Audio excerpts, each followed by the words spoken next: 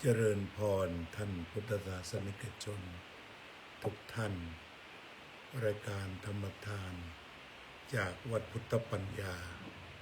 เมืองโพโมนารัฐแคลิฟอร์เนียประเทศสหรัฐอเมริกาตื่นเช้าขึ้นมาวันนี้วันที่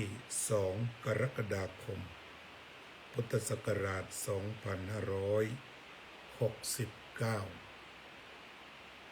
ฟังข่าวพระสงฆ์ที่เดินธุดงค์ได้รับอุบัติเหตุจากรถยนต์พุ่งชนถ้าได้ทราบเบื้องต้นมรณภาพไป8 รูปบาดเจ็บเป็นจำนวนมากเท่าที่จะหยิบข่าวได้ก็มีข่าวจากไทย PBS พระสงฆ์หนึ่งในคณะธุดงค์เล่านาทีระทึกเหตุรถกระบะพุ่งชนขบวนส่งผลให้พระสงฆ์มรณภาพและบาดเจ็บ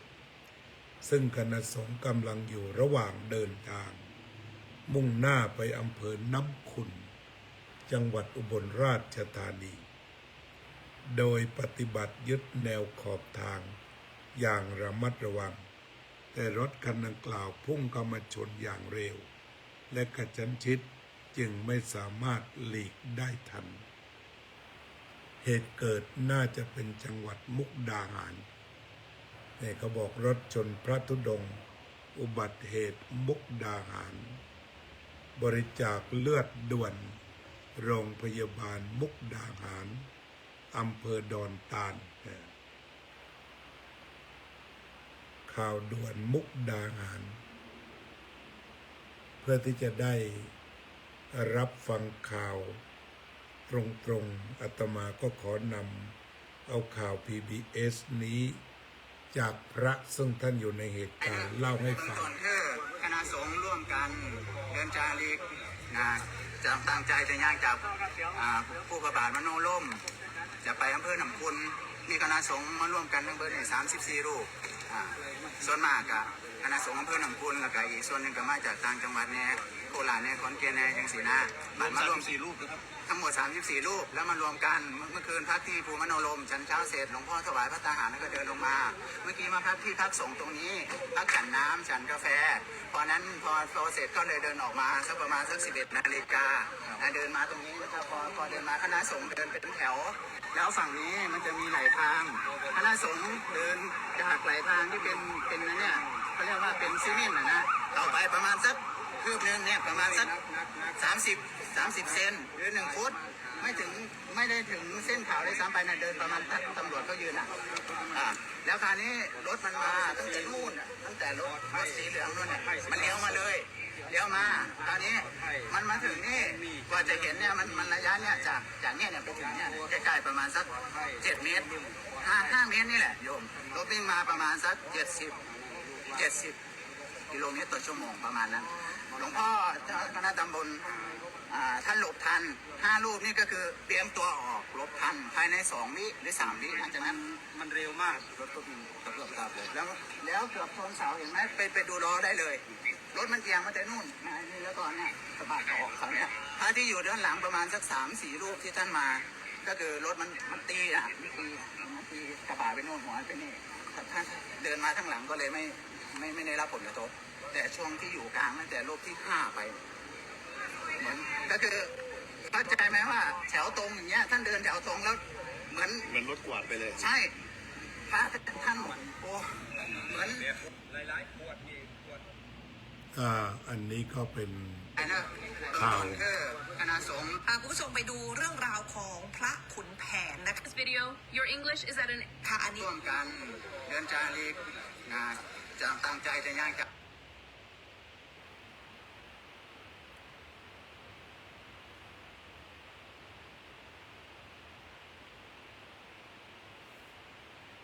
อันนี้ก็เป็นข่าวมีพี่น้องจากทางTikTokส่งข่าวน่าเศร้าครับหลวงพี่พระท่านมรณภาพหลายรูปถวายความอาลัยมีเด็กขโมยรถกระบะพ่อมาขับ เอาใครนั่งดูข่าวแบ่งข่าวกันได้นะแบ่งข่าวนี้กันได้ก็คือพระธุดงค์จะไปอำเภอน้ำขุ่นนะจังหวัดอุบลนะ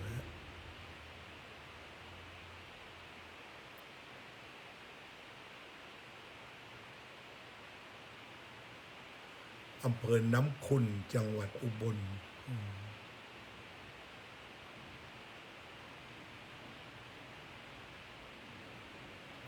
อันนี้ก็ส่งข่าวกันมาเป็นข่าวที่น่าสลดใจนะเป็นข่าวที่น่าสลดใจซึ่งเป็นเหตุที่เกิดประมาณนาทีหรือ2 นาทีก็กวาดพระไปถึง8 รูปในเบื้องต้นที่มรณภาพและยังบาดเจ็บอยู่ที่โรงพยาบาลมุกดาหารอำเภอดอนตาลในขณะนี้โยมอุบลเป็นเรื่องที่น่าเศร้ามากๆก็ถวายความอาลัยแสดงความสลดใจกับเรื่องที่เกิด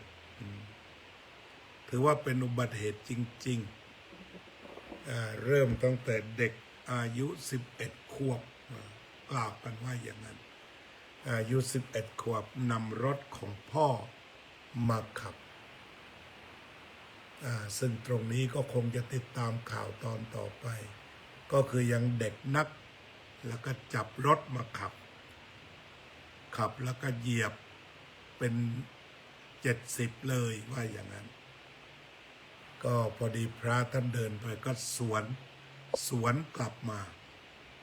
แต่ว่ากล่าวรูดเลยนี่ก็เป็นเรื่องที่น่าเศร้าสลดเป็นความประมาทชนิดหนึ่ง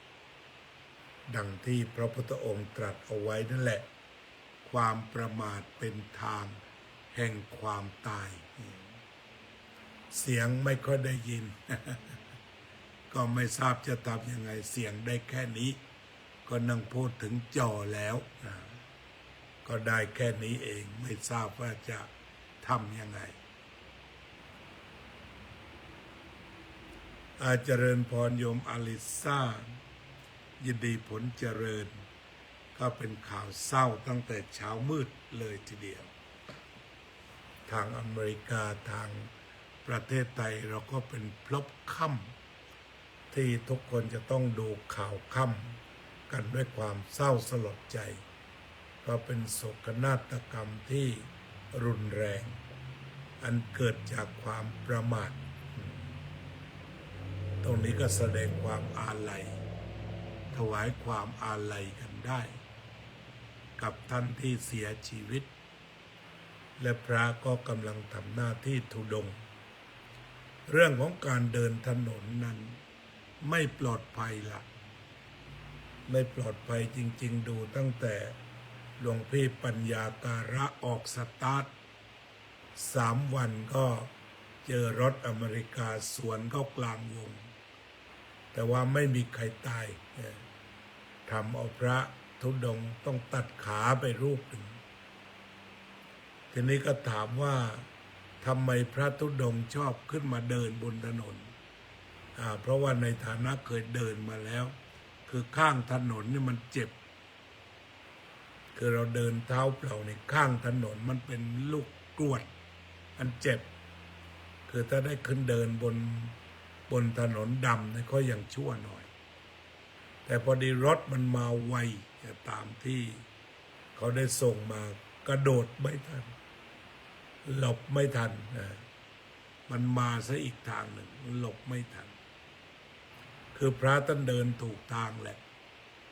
หมายความว่ามองไปข้างหน้าแล้วก็รถมาข้างหน้าแต่ความไวบางรูปท่านก็กระโดดหลบทันแต่นี้ไม่ทันก็เรียกว่าบาดเจ็บล้มตายกันไปจำนวนมากก็เป็นความประมาทของพ่อแม่เด็กเลยทีเดียวอีกประการหนึ่งก็อาจจะรีบฝึกเด็กให้ขับรถไวเกินไปอายุ10 กว่าขวบก็แสดงว่าค คงจะไม่ขโมยและขับทันทีหรือว่าขับทันทีแล้วแต่อุบัติเหตุร้ายแรงมันเกิดขึ้นแล้วก็มาจากความเผลอเรอของผู้ปกครองนะก็สร้างเหตุอันน่าเศร้าสลดใจต่อชาวไทยเรียกว่าไม่ใช่ชาวพุทธอย่างเดียวแต่เป็นชาวไทยและยิ่งสลดใจมากเพราะเราเป็นชาวพุทธแล้วท่านก็ได้ทำหน้าที่เรียกกันว่าท่านมรณภาพในหน้าที่เลยทีเดียวใช่มีโยมคนหนึ่งเขียนดี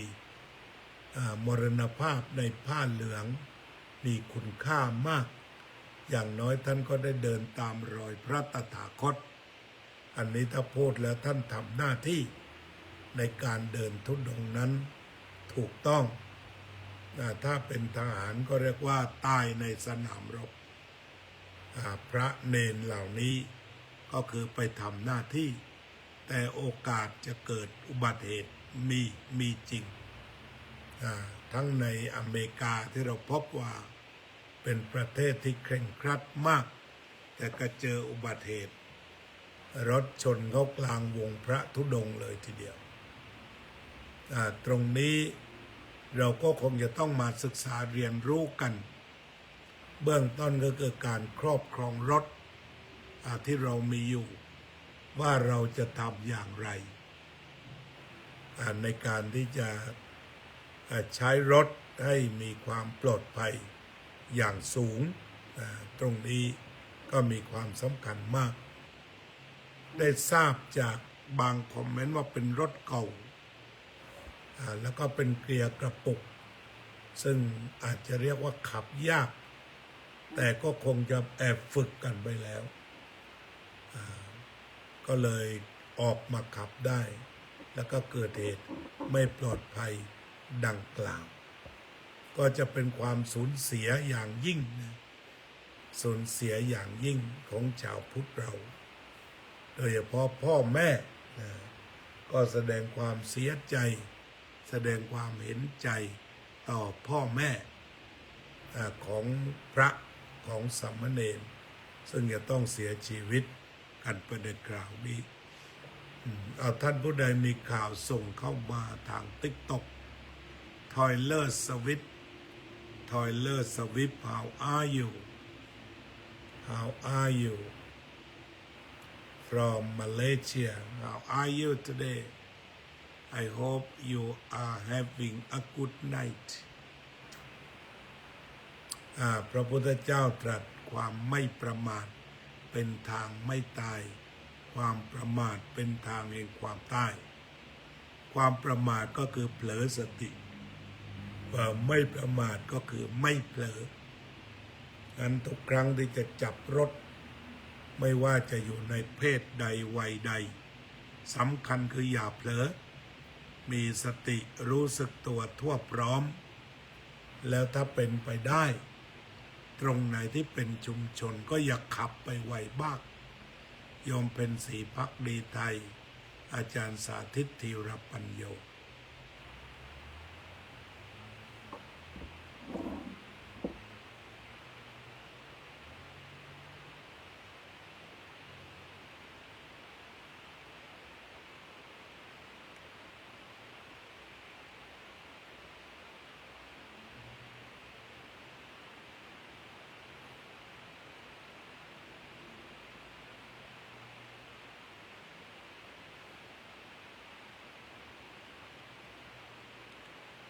มีข่าวเพิ่มเติมผู้ว่ามุกดาหารเผยกระบะชนคณะพระธุดงค์มีทุนประกันคุ้มครอง20 ล้านกรณีเด็กชายอายุ11 ปีขับรถกระบะพุ่งชนกลุ่มพระสงฆ์ที่กำลังเดินธุดงค์ส่งผลให้มีพระภิกษุมรณภาพได้รับบาดเจ็บจำนวนมากเหตุเกิดบนถนนสายหลักฝั่งขาเข้าเมืองก่อนจะถึงทางเข้าห้วยสิงห์พื้นที่บ้านนาสีนวลอำเภอเมืองจังหวัดมุกดาหาร นาศรีนวลมุกดาหาร ตามที่มีข่าวนั้นล่าสุดเวลา 13.30 น.วันที่ 2 กค.ที่จังหวัดมุกดาหาร นายยานบุญราชผู้ว่าราชการจังหวัดมุกดาหารแถลงถึงกรณีดังกล่าวว่ามีพระธุดงค์34 รูปฆราวาส5 คนเดินจาริกแสวงบุญเพื่อบำเพ็ญธรรมตามกิจสงฆ์เบื้องต้นมรณภาพ5 รูปในที่เกิดเหตุมรณภาพที่โรงพยาบาลมุกดาหารอีก3 รูปทั้งนี้หลังจะได้รับการแจ้งเหตุทีมกู้ภัยไปถึงใน10 นาทีและนำผู้บาดเจ็บตลอดจนมรณภาพส่งโรงพยาบาลทันทีส่วนพระธุดงค์ที่ปลอดภัยเจ้าหน้าที่ได้นำไปส่งพักผ่อนที่วัดรอยพระพุทธบาทมโนรมและรอการเดินทางกลับภูมิลำเนาต่อไปขณะนี้ผู้ป่วยทุกรายอยู่ในการรักษาของแพทย์อย่างใกล้ชิดทางพนักงานสอบสวนได้ลงพื้นที่ควบคุมผู้ต้องหาซึ่งเป็นเยาวชนโดยมีเจ้าหน้าที่คอยดูแลด้วยส่วนการเยียวยาเบื้องต้นทราบว่ารถกระบะที่เกิดอุบัติเหตุมีประกันยังไม่หมดอายุมีทุนประกันคุ้มครองวงเงิน20 ล้านบาทก็ไม่ธรรมดาเหมือนกันนะ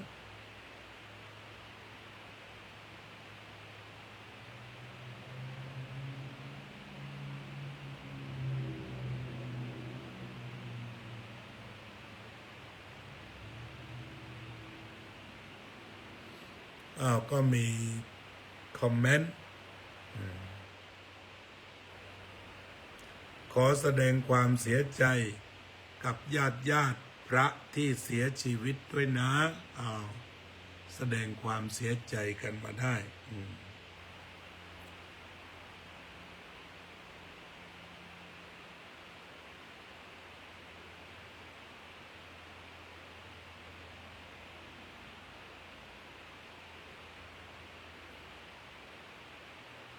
ก็มีการพูดถึงทุนประกันกันมากแต่ก็คงจะว่ากันไปตามกฎหมายที่มีอยู่แล้ว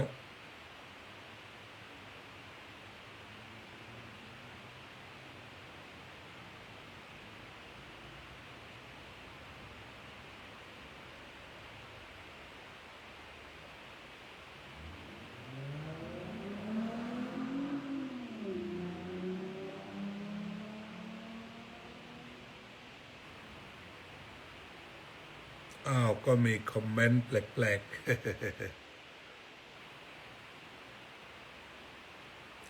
ก็เป็นเรื่องของท่านผู้ว่านะ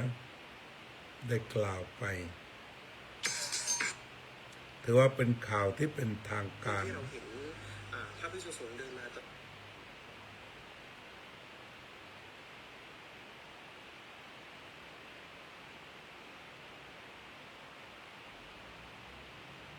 นั้นนะคือท่านเดินมาเนี่ยคือปกติเลยไหมเดินปกติครับแกก็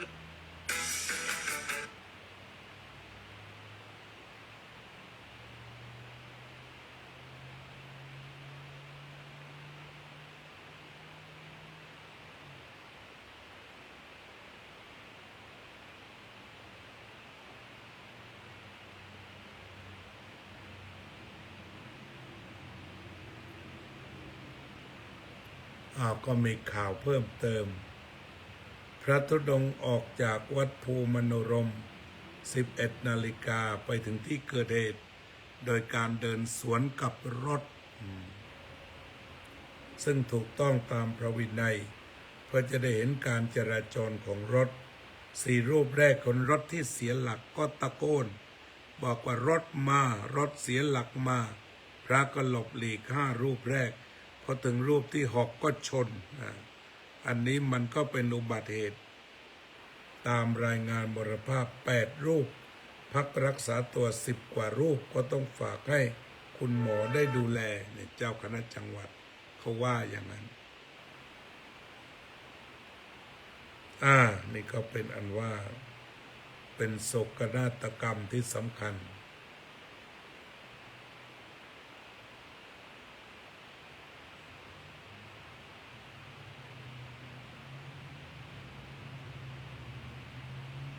ก็แสดงความเศร้าสลดใจนะฮะ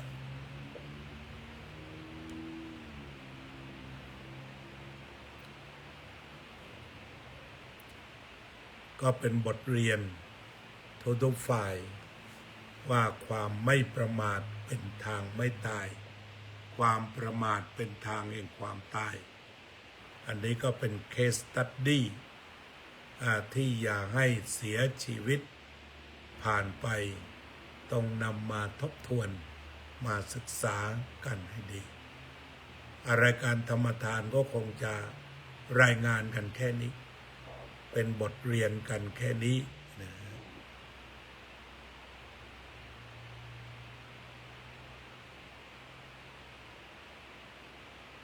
การเดินสวนทางรถเป็นวิธีการเดินที่ปลอดภัยที่สุดครับ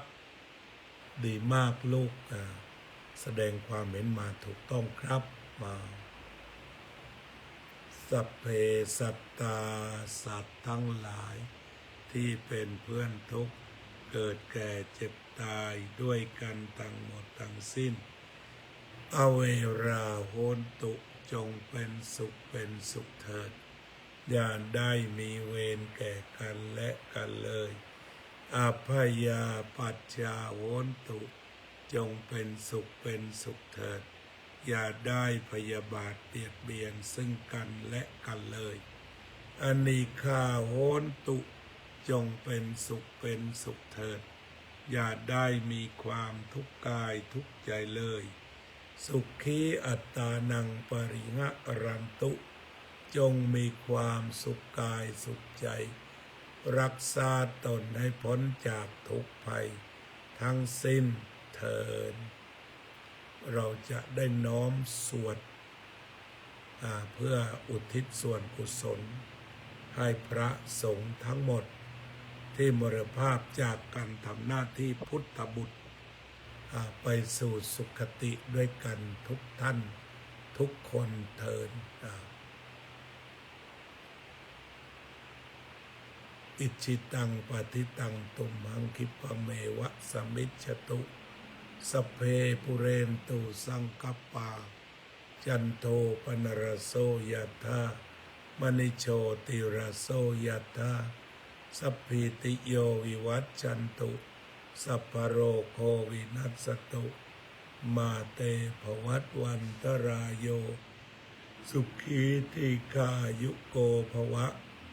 อภิวาทนาสีลิสะนิจจังวุตตาปจายิโนจัตตารโอธรรมาวัฏันติอายุวันโนสุขังพลังอายัญจะโคทักขินาทินนาสังคัมหิสุปฏิติตาทีครัตตังอิตายัสสะทานาโสอุปกปติโสยาติธรรมโมจะอายังนิทัสสิโตเปตานปูชาจกตาอุลาระพลันจะภิกขุนมนุปปทินังตุมเหหิปุญญังปัสสุตังอนัปปกันติภวตุสัพพมังคลังราคันตุสัพพเทวตาสัพพพุทธาสัพพธัมมาสัพพสังฆานุภาเวนะสัทธาโสติภวันตุเตก็ขอแสดงความเสียใจต่อครอบครัวต่อวัดวาอารามที่เกิดการสูญเสียอุบัติเหตุไปคราวนี้ก็คงจะต้องน้อมพระพุทธภาษิตพระพุทธองค์มาทบทวนอัปปมาโทอมตังปะทังความไม่ประมาทเป็นทางไม่ตายปมาโทมัจจุโนปะทังความประมาทเป็นทางแห่งความตายเพราะฉะนั้นใช้อัปปมาโทอมตังปะทังดีกว่าไม่ประมาทจึงไม่ตายเจริญ